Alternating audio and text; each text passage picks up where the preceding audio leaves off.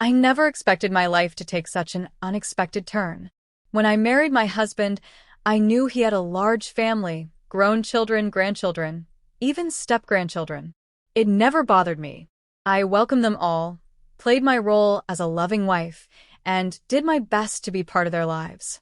Among them was Daniel, my step-grandson, a charming and mature young man in his mid-20s.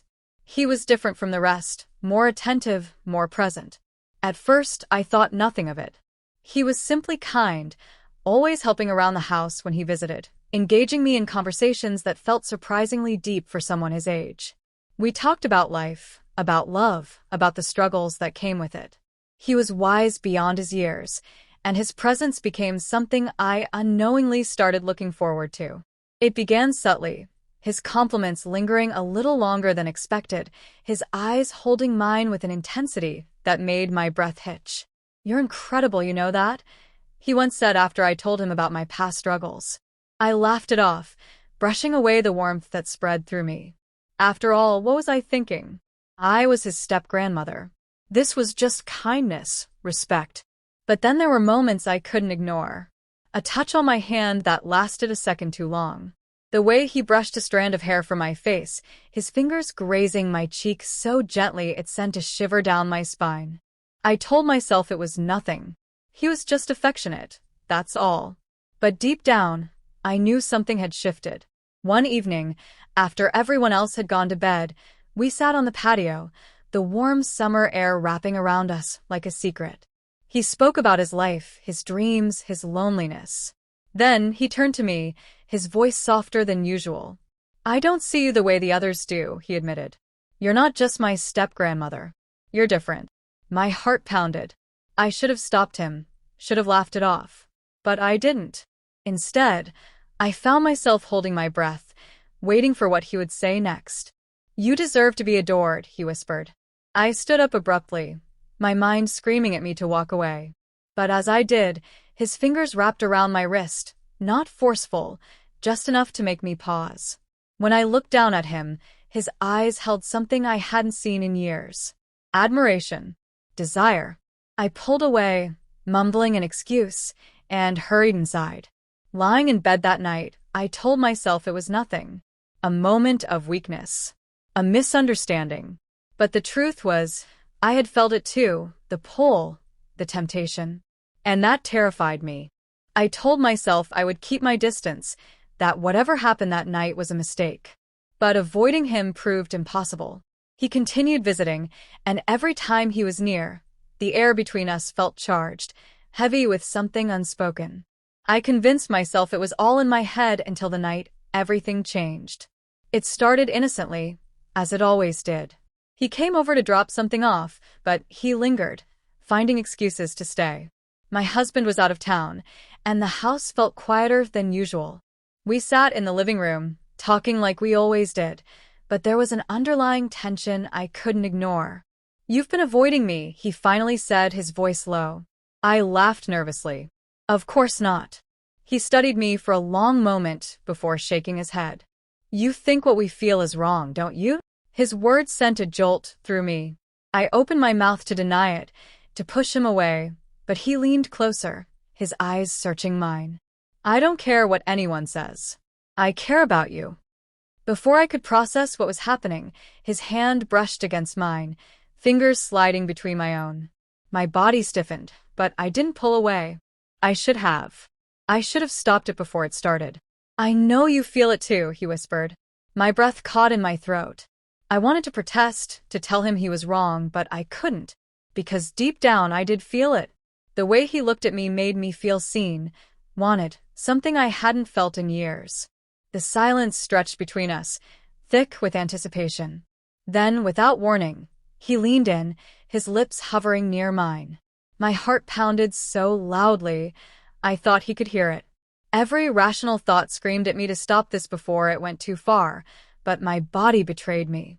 When his lips finally met mine, the world around me blurred. It was soft, hesitant at first, as if he was waiting for me to pull away. But I didn't. For a fleeting moment, I let myself get lost in it, in the warmth, the thrill, the sheer danger of it all.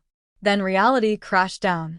I jerked away, my breathing unsteady. This can't happen, I whispered, shaking my head. But the damage was done. We had crossed a line we could never uncross.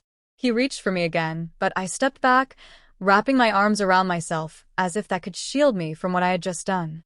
We have to forget this, I said, more to convince myself than him. His expression darkened, but he nodded. If that's what you want. I wanted to believe it was over, that we could go back to how things were. But deep down, I knew there was no turning back. Something had shifted, and nothing would ever be the same again. Days passed, and he became distant. At first, I thought he was giving me space, respecting my decision. But something felt off. He stopped visiting as often, his texts became brief, and the warmth in his eyes whenever he looked at me seemed to fade. I told myself it was for the best. That night had been a mistake, and maybe he realized it too. But the ache in my chest told a different story. I had spent so much time convincing myself I wasn't affected, yet here I was, waiting for a message that never came, hoping for a glance that no longer held meaning. Then I saw him, with her. A young woman, someone his age, laughing at something he whispered in her ear. The way he looked at her, touched her arm, leaned in close, it was all too familiar. My stomach twisted, my breath caught. I told myself I had no right to feel this way. He was never mine. What happened between us was never meant to last. But that didn't stop the sting of betrayal from cutting deep. He had made me believe I was special, that there was something real between us. And now, here he was, moving on as if it meant nothing. I confronted him that evening when he finally decided to visit.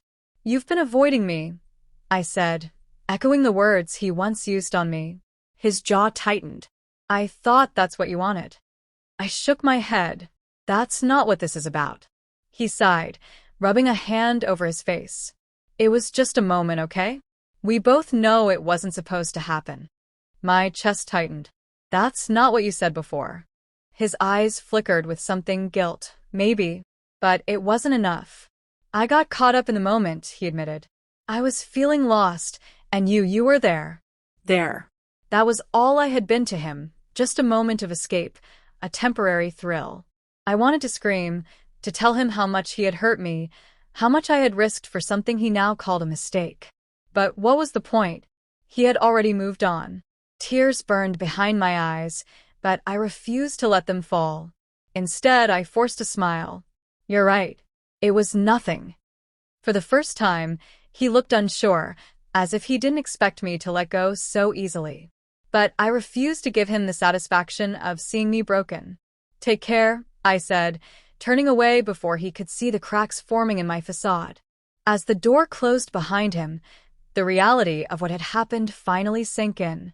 I had given in to something forbidden, something dangerous, only to be left with nothing but regret. And the worst part? I had no one to blame but myself. I thought time would dull the ache, that the weight of what happened would fade into nothing more than a distant memory. But guilt doesn't disappear so easily. It lingers, settling in the quiet moments, reminding me of what I had done, what I had lost, and what I had foolishly believed in. My husband noticed the shift in me. He wasn't the type to pry, but his eyes held questions he never voiced. "You seem different," he said one evening, his tone gentle but knowing. "Is something wrong?" I forced a smile, shaking my head. "Just tired." He nodded, accepting my answer, but deep down I knew he sensed something had changed. I had changed.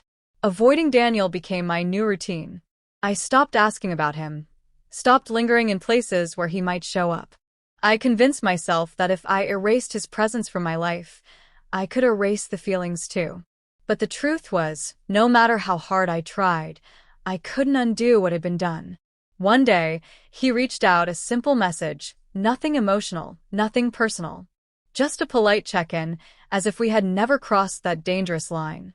I stared at my phone, debating whether to respond. In the end, I didn't. There was nothing left to say. I learned to live with the silence, to accept that some mistakes leave scars that never fully heal. He had moved on, and I had no choice but to do the same. But I carried the lesson with me. I had been reckless, blinded by the illusion of something forbidden and exciting. I had allowed myself to believe in a connection that was never meant to be, and in the end, I had paid the price. Love and desire can be deceiving, making you see things that aren't really there. And betrayal doesn't always come in grand gestures or cruel words. Sometimes, it's found in the quiet moments, in the realization that you are never as important to someone as they were to you. I never imagined my life would take this turn. Never imagined I would let myself get swept up in something so reckless, so doomed from the start. But most of all, I never imagined that the person who made me feel alive again would be the same one to remind me just how fragile the heart can be.